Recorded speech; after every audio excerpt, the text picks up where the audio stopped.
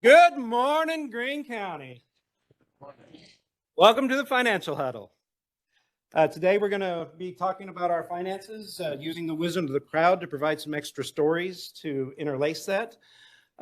Again, we want to just highlight the Budget Office webpage that IS helped us put together and has out there. So that first column you see there is budgets. The appropriation level budget is kind of that new category that we put together where our expenses are combined into just personnel, operations, and capital. That next column there is monitoring. Every week we put out this monitoring sheet. We're actually going to be doing the monitoring from, is it 410, Mike? Yeah, the 410 monitoring.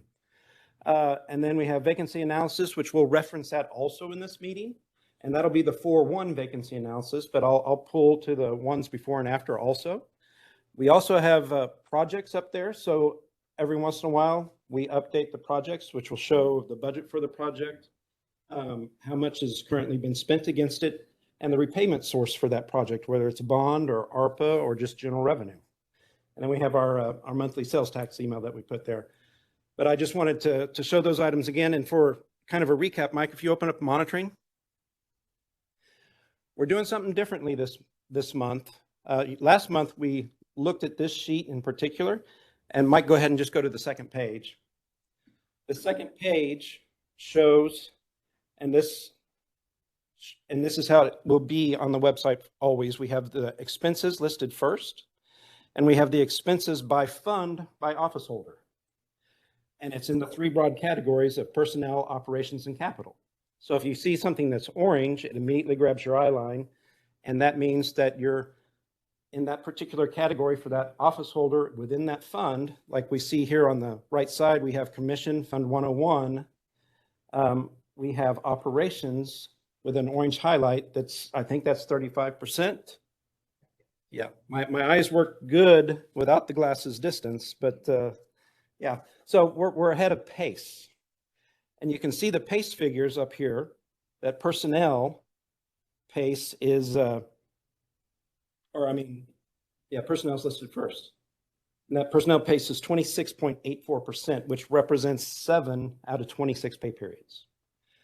The other pace figure for operations is just the number of days that it's been for the year. So we've got 100 days, which is 27.4% pace for operations.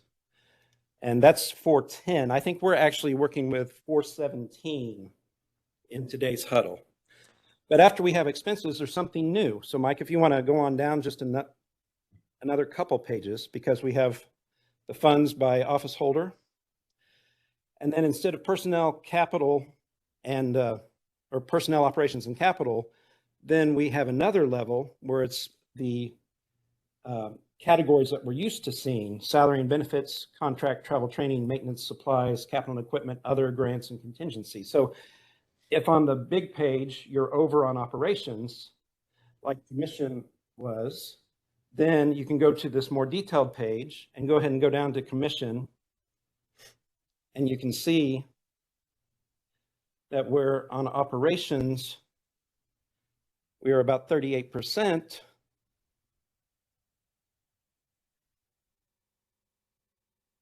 That contracts is fast at 33%.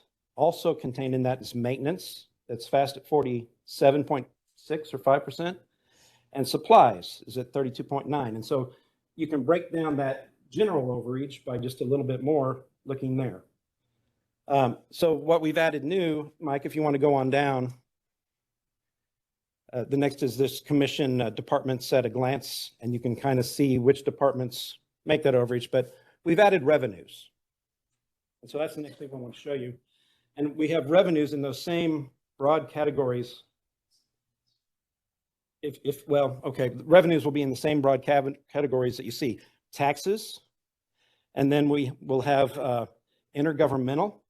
So whether it's the Fed, the state, or local government entities providing us funds, and then we have operations, or what we're just calling other.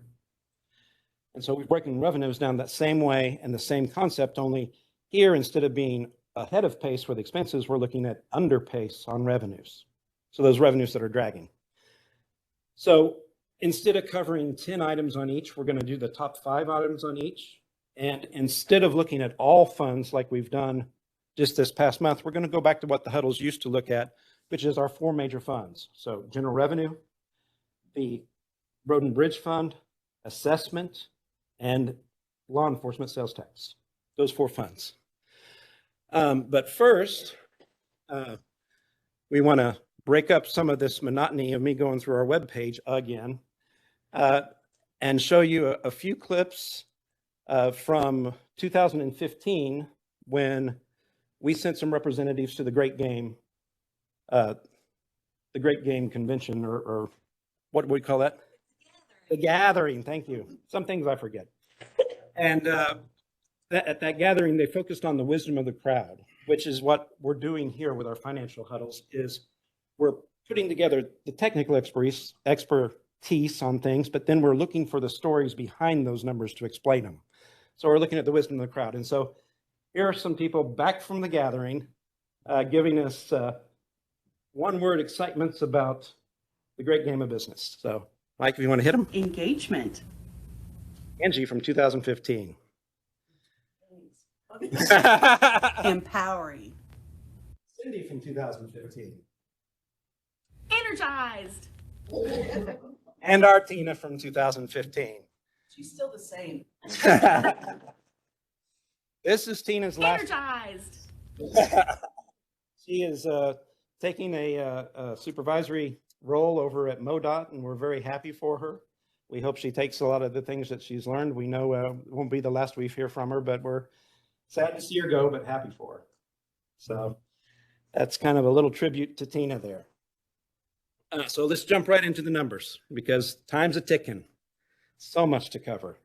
All right, so our top 5 revenue items, when we look at pace on these items, the very first one, because we're looking at not only behind pace, but the size of the dollar volume. So the very first one we have over there is road and bridge. And Mike, if you want to enlarge that just a little bit. Yeah, we won't need, we'll make people dizzy so that we can read. There we go. So when we look at intergovernmental on the far right side, you'll see that for revenues, intergovernmental is 24.2%, and PACE is actually 29.3%.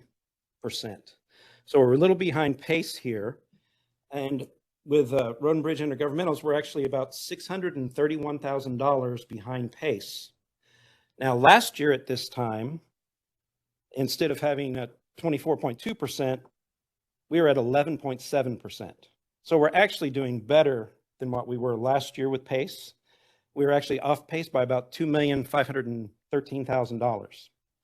So comparing last year to this year, we're off about $631,000, and the main character behind that is special road projects, which is about $689,000. Crystal, would you like to tell us a little bit about special road projects? Well, luckily that one's easy for us because those are all project related.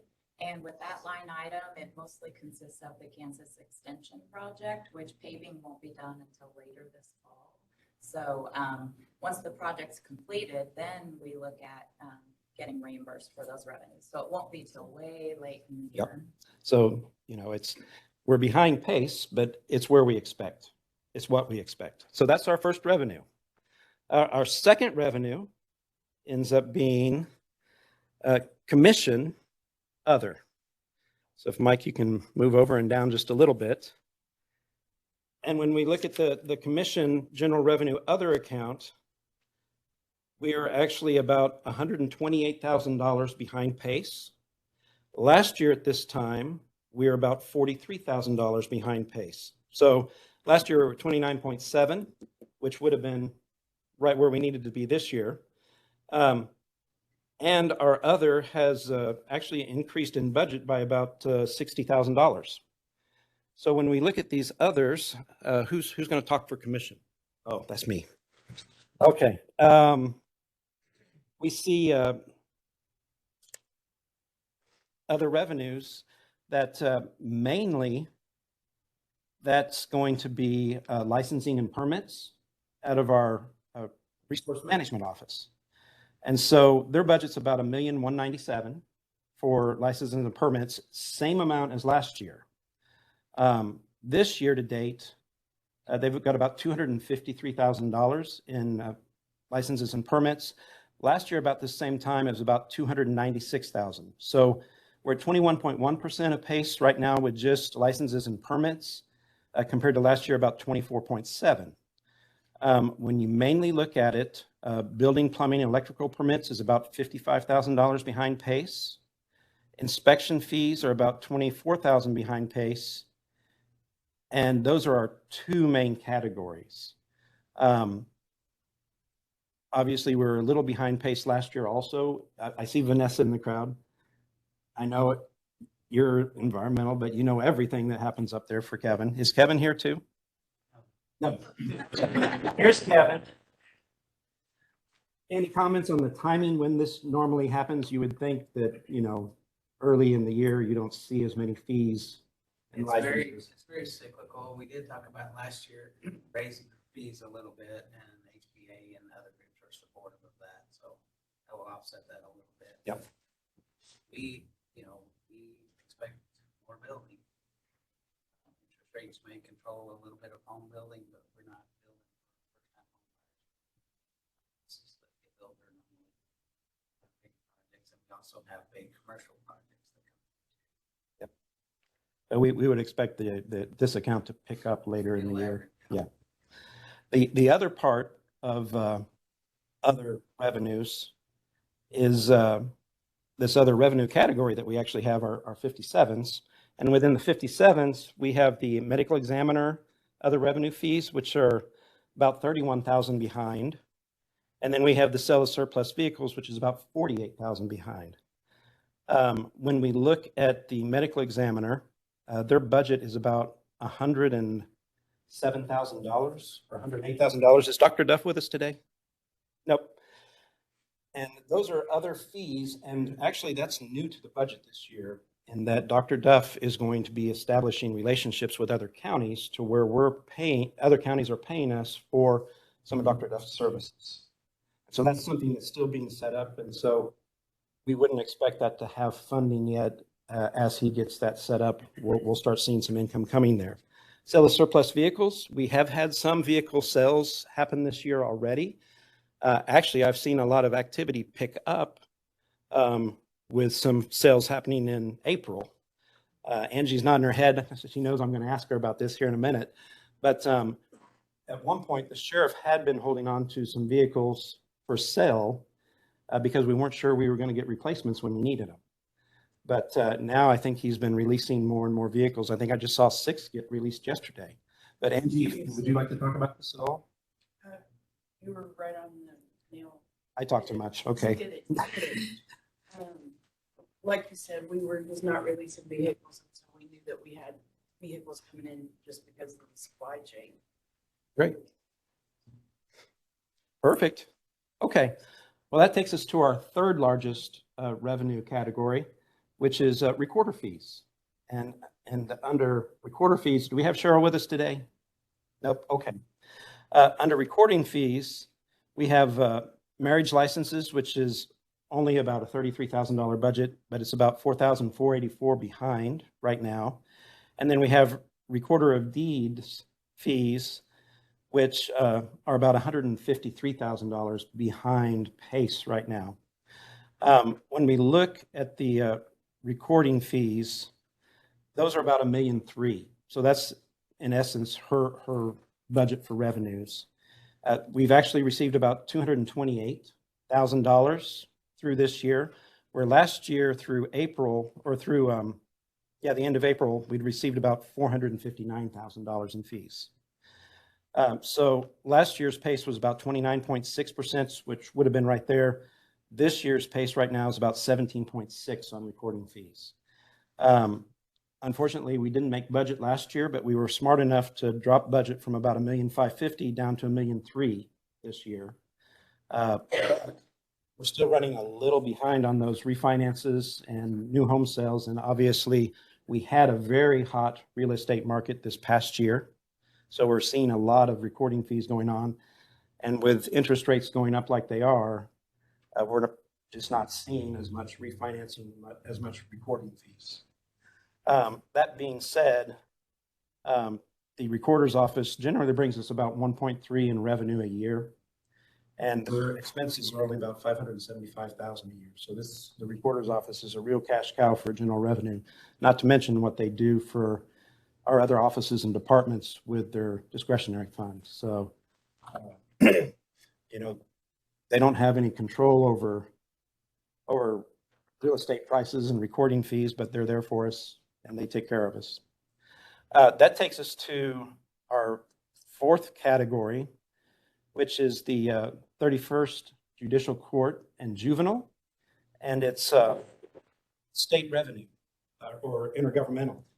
And right now they're about 21.4% of PACE, and which is the equivalent of about $90,000 being behind PACE. Last year at this time, they were at 18.2% of PACE versus 21.4%, and they were 172,000 behind PACE. So we're actually doing much better this year than how we were last year. And this is mainly the reimbursements for DJO salaries from the state and group home treatment center, which DJO salary is about 46,000 behind, and the group home treatment center is 18,007 behind. And you're going to hear this with the very next thing out of Mr. Patterson's mouth, is that the state takes their time to reimburse, and the nature of the reimbursement is that it happens after the expenses have happened.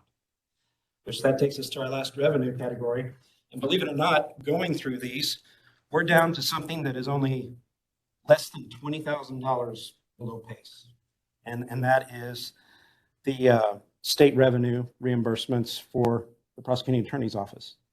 And one is a VOCA grant, which is about $10,869, and the other is Missouri, the 4D, Title 4D, which is about $3,400 behind PACE. Dan, anything to add besides we're just waiting on reimbursement? Seems like you've said it all. Except I'm sorry. Explanation. So 2 of our 6 victim witness advocates are paid by the Victims of Crime Act Fund, which is flow through dollars from the federal government. And statewide, we were able to get advocates in all prosecutors' offices. So we have a match in terms of our 4 advocates plus we get 2. And so it takes a while to get that money in to reimburse for those expenses.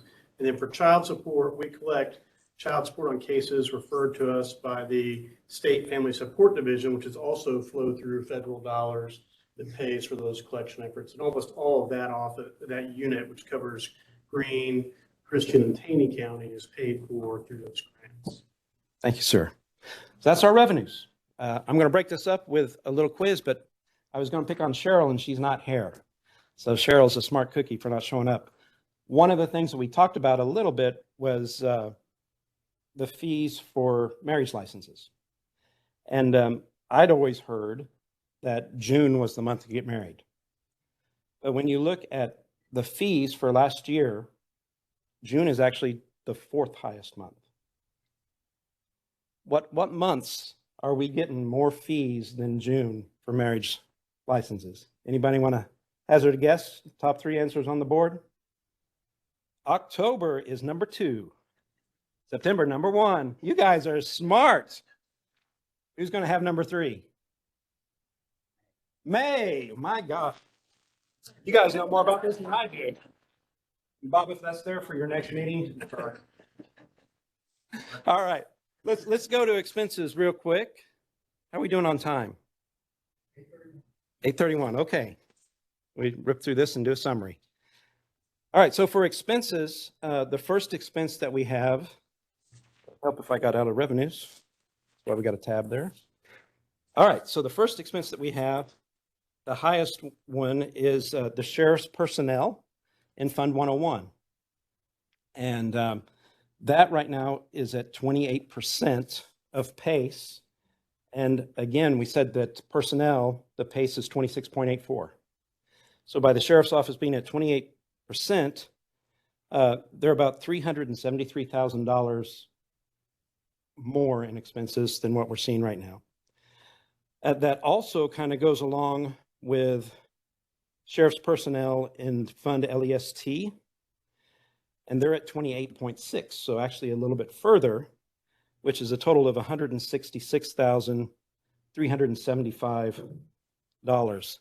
So together, Mike, if you want to scroll all the way down to the vacancy analysis, which this is a separate sheet on the budget webpage, but I thought we'd take out these two out of the five real quick. Yeah. So you can see that when we look at the vacancy analysis, that right now through 7 pay periods, the sheriff's office is about $523,877 above budget. This is something that we've been reporting for a while, and the sheriff's office has been working and making changes on this. So last pay period, their total was about $480,000 through 6 pay periods, or about $80,000 per pay period over. This one that we're looking at right now, 4-1, we had 7 pay periods, which averaged about $75,000 a pay period. So from one pay period to the next, when they implemented their changes to how overtime is being worked, they were able to take $5,000 on average off of the 7 payrolls they've experienced. This next pay period, Mike's already got posted, but we didn't have it in time to send it out a week ahead of time. Their total is $545,956 compared to the 523. But for 8 periods, then that's taken it from $75,000 a pay period down to $68,250 a pay period. Jeff sent us some comments since he couldn't be here today. He's got jury duty. I think they've been picking on him, but he's got jury duty. And he said that the sheriff's office is working on further controls, and they think that pretty soon they'll be able to have their overtime within that vacancy amount that they're seeing. So it's a problem that we've noticed, we've been monitoring, and they're coming up with solutions to fix it. And that's our 2 of our top 5 expense overages. We want to run back up, Mike. The next one that we see as far as amount is commission operations in Fund 101. And that is currently about $749,000 ahead of pace. And it's at 35.6% compared to that 29.31% that we want to be at. So when we look at that commission fund or commission general revenue, we have a few different items in there. Liability insurance is in there, and so we pay that on an annual basis. And so we've paid liability insurance, and so it's about $121,500 ahead of pace. The same with building liability insurance, and it's about $272,000 ahead of pace. And then we have the health department, which is about $238,000 ahead of pace. Now, the health department, we chiefly pay them on a quarterly basis. And so we pay them in January for January through March, and we pay them in April for April through June. So what's happened here is the health department's second quarter is showing up in these April numbers. And so that's why we're ahead of pace there also.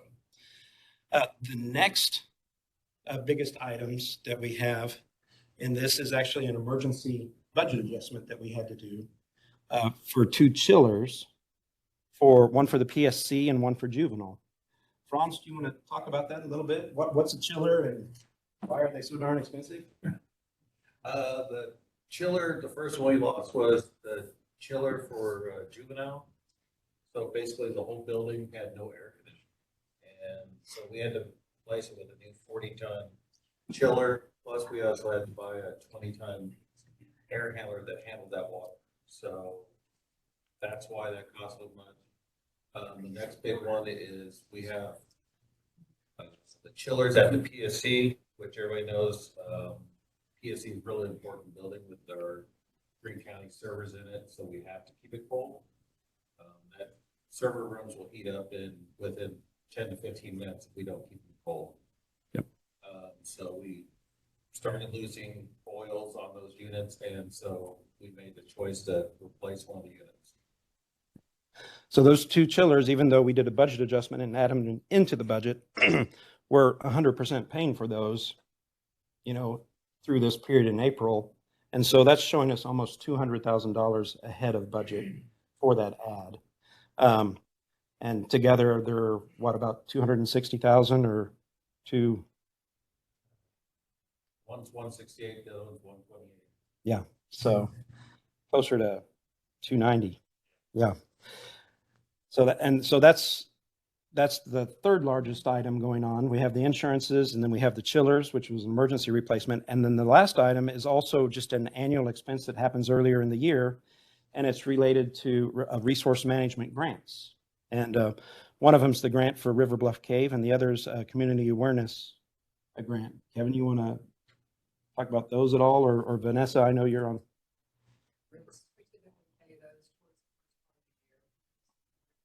Yep. So those are the reasons why we're about $750,000 ahead of pace in general revenue, and all of those are explainable reasons, except for the emergency procurements for the chillers. Those were things we didn't expect. The next item that we have then would be the commission operations for LEST, the law enforcement sales tax. And when we look at that, Mike's pulling it up. When we look at commission for that, again, we have liability insurance. Well, let's see. We're about $412,000 ahead of pace on our spending there.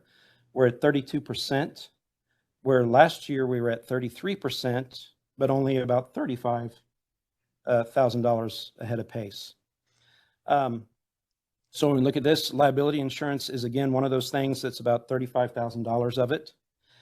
And the major item on this is, and another item is the communication system maintenance. We make quarterly payments to city utilities for our trunk radio system. They changed how they billed.